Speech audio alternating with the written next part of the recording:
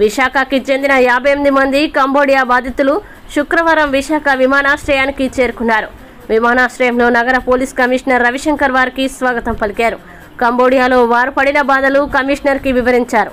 Cambodia నుంచి బయటపడిన ఒక్క బాధితుల ద్వారా సైబర్ నేరగాళ్ల చెరలో వీరంతా ఉన్న విషయం వెలుగులోకి వచ్చింది. వెంటనే నగర పోలీస్ కమిషనర్ స్పందించడంతో వీళ్లు విడుదలకి భారత ఎంబసీ చర్యలు తీసుకుంటుంది.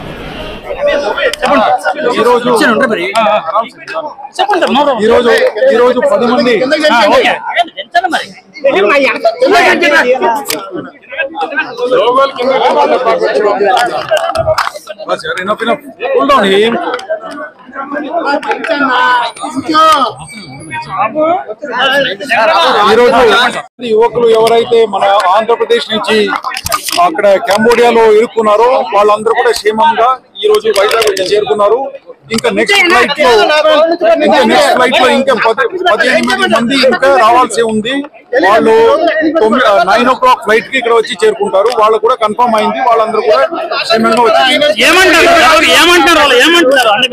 అదే వాళ్ళని ఏ విధంగా టార్చర్ చేశారు, తర్వాత ఫుడ్ అంతా ఇవ్వకుండా ఏ విధంగా బాధపెట్టారు, తర్వాత ఇండియా మీద ఈ విధంగా సైబర్ క్రైమ్స్ అన్ని కూడా చేపించారు. ఆ విషయాలన్నీ కూడా ఏ విధంగా ట్రైనింగ్ ఇచ్చి వీళ్ళందరినీ కూడా ఆ ఫ్లోర్ లో తీసుకొచ్చి పెట్టి ఏ విధంగా వాళ్ళందరినీ ఇండియా మీద సైబర్ క్రైమ్స్ చేయాలని చెప్పేసి నేర్పించిన విషయాలన్నీ కూడా చెప్పడం జరిగింది. పాస్పోర్ట్ అన్ని తీసేసుకున్నారు, గన్ పాయింట్ మీద బెదిరించారు. ఆ విషయాలన్నీ కూడా వీళ్ళు మాకు ఇప్పుడు చెప్పడం జరిగింది. వీళ్ళందరితో మాట్లాడుకుని ఇంకా థర్డ్ ఏజెంట్స్ ఎవరైతే ఉన్నారో వాళ్ళందరి మీద కూడా రాబోయే రోజుల్లో చర్యలు తీసుకుంటాము.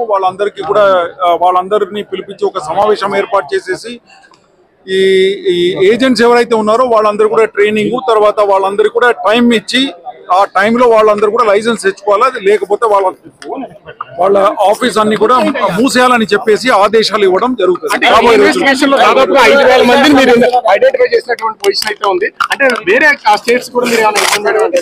అన్ని స్టేట్స్ కి ఈ విషయాల గురించి ఇన్ఫార్మ్ చేయడం జరిగింది. వాళ్ళ FRRO ఫారినర్ రిజిస్ట్రేషన్ ఆఫీస్ తర్వాత DGPs అందరూ కూడా ఈ విషయాలన్నీ కూడా చెప్పడం జరిగింది. ఓకే.